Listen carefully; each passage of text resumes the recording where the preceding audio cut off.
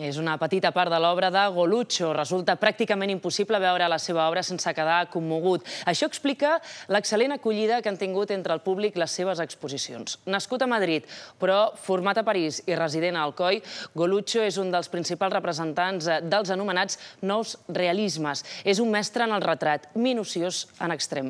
Poden comprovar-ho aquests dies al Museu Europeu d'Art Modern de Barcelona. La filla, la veïna, una amiga a qui assetja la mort.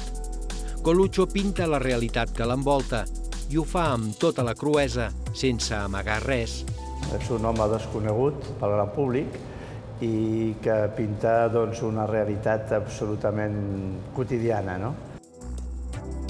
La bellesa és un dels temes recurrents de Golucho.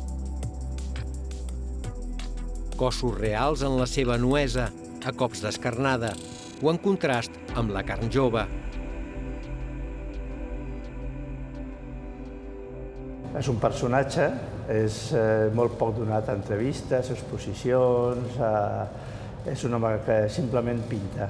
Veient l'extraordinària qualitat dels seus quadres, sorprèn saber que aquesta és la primera exposició antològica de Golucho, un artista de 65 anys que defuig la popularitat i les etiquetes per dedicar-se exclusivament a pintar.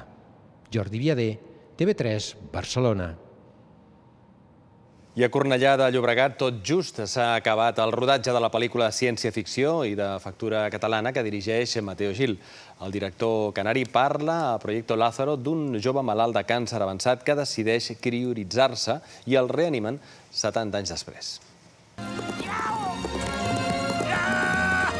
Mateo Gil es va